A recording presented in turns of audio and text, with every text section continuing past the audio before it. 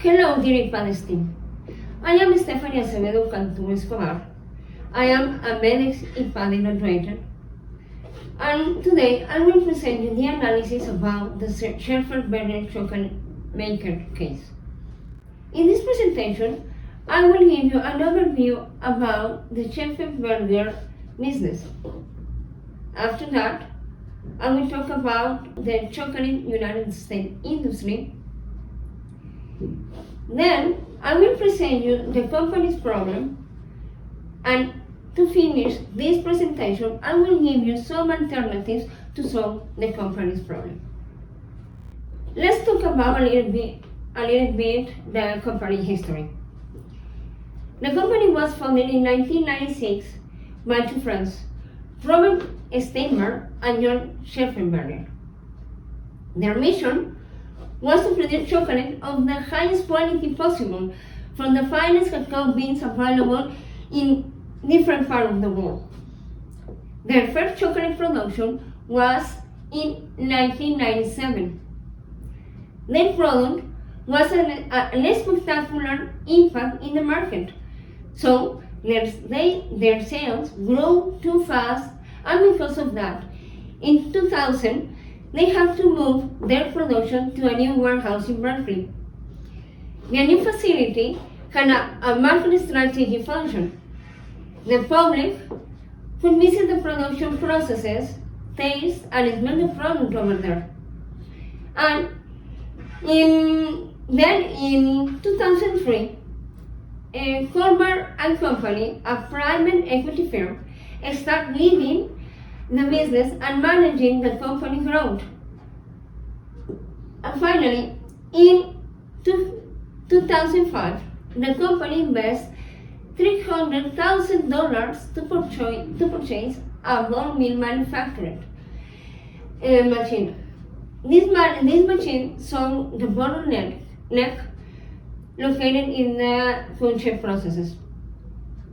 The company, at that time, the company resources were one factory in Berkeley, California, 60 employees, 5 retail stores.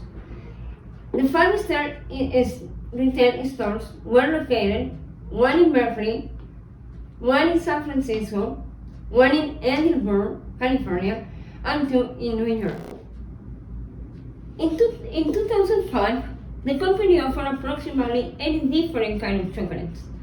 Their main products were unsweetened, 99% of cacao, extra dark, 82% of cacao,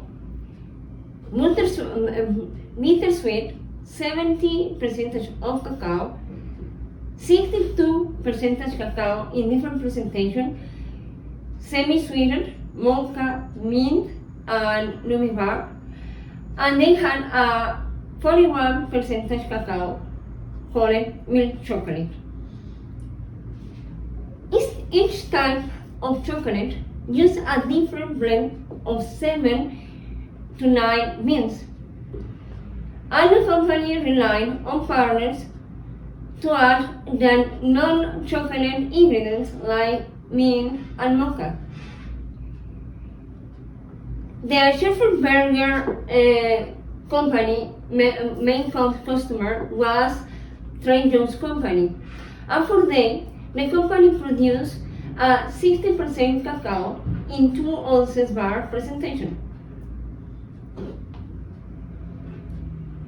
The company's sales channel were their 5 retail stores, 4,000 retail outlets in United States, and the largest gourmet chains like Train Jones, Whole Foods, and Williams Sonoma. The prices product in retail market vary in function of the chocolate size. But in the mass market, the price was around 35% cents per ounce. The Scharffen Berger production consists in the next 7 processes. First, they clean the beans In that process, only 96% of the beans were recovered. Second, the beans were roasted. After that, the beans were moved into their labels to the winnower. These processes have been working at less than their maximum capacity. It produced 250 kilograms per hour instead of 450 kilograms. And only 75% of the beans were recovered. Then, the beans were moved to the manager or mixed processes. Here, the beans were mixed, and after that, the beans moved to the conchep processes. At the end of 2005, this process was a bottleneck. But when the company bought the ball mill equipment, this process reduced its production time from 60 to 15 kilograms per each 1,400 kilograms batch. The sixth process was the tempering and modeling. These processes were at least than their maximum capacity. They produced 150 kilograms per hour instead of 200 kilograms. And after all the production processes rolled out, the product was packed. Okay, 35% of the production was packed in Scharffen Berger factory, and the other 65% was sent to a third party. And when the third party finished to pack the product, the packed product returned to Scharffen Berger company or factory to be sold to the final customer. Another important process was the quality control processes. Each process ran twice a month by a company's operator. The monthly current capacity was 40,000 kilograms, and it is important to consider here that the productivity of each process presented in this table depends on the amount of equipment, the number of shifts per day, and the capacity of each machine.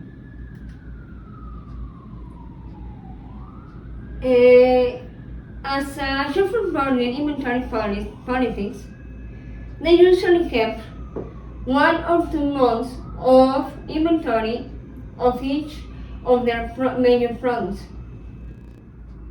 About the United States chocolate industry, this industry was divided into segments: premium and mass market. Both segments sold around 50.2 billion per year. The mass market represented the 92% of all the industry, and just Hershey's, Mars, and Nestlé sales represented the 75% of all segments. Scharffen Berger products were categorized as a premium. The company competed with European companies like Marona, Godiva, and Gliardelli.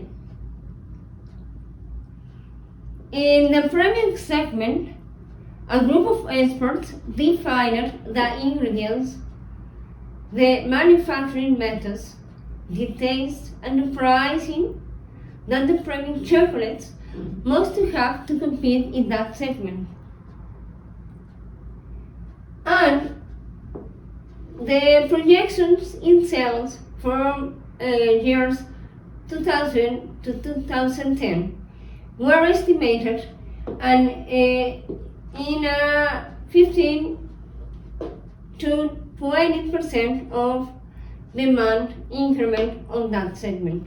In 2005, Harry and his team faced new challenges.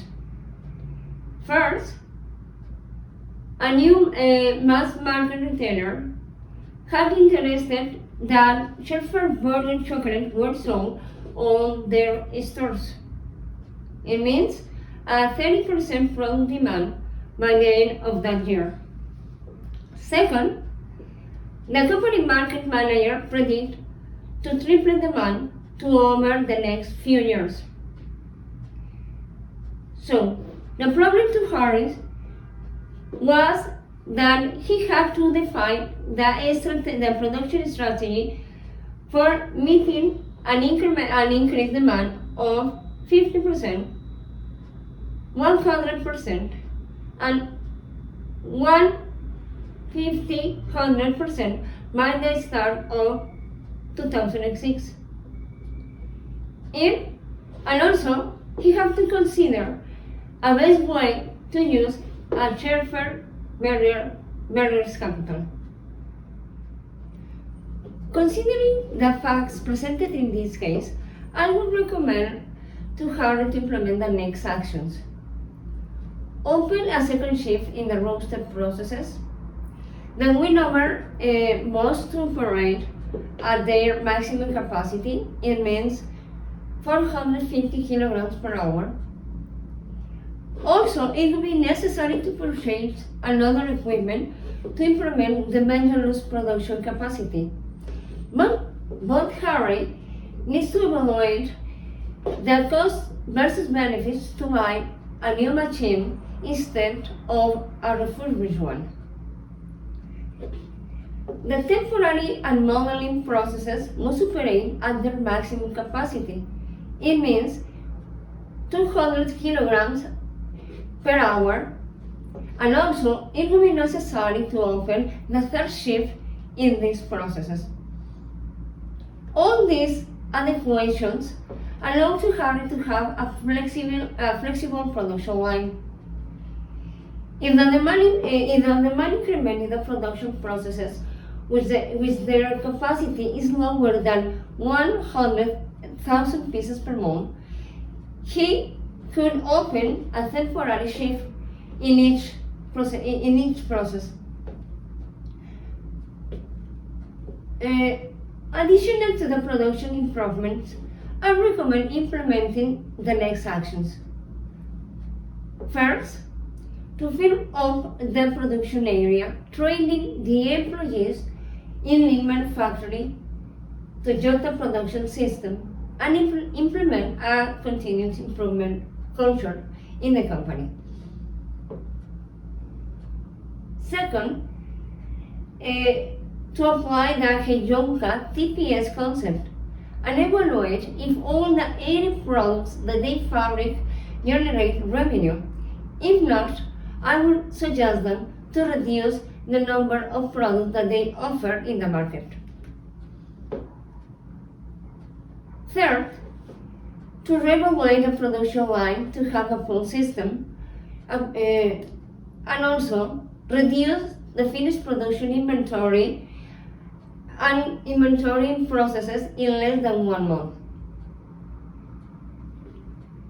Then, also, I would recommend them to re-engineer the factory layout to reduce the transportation time between machines. And finally, it will be necessary to reduce the delivery time by shipping the packaged product directly from the third party to the Scharffen Berger customers. With this slide, I finished with my presentation. I'm so glad with the panel to let me participate in this selection process. Thank you very much and have a nice day.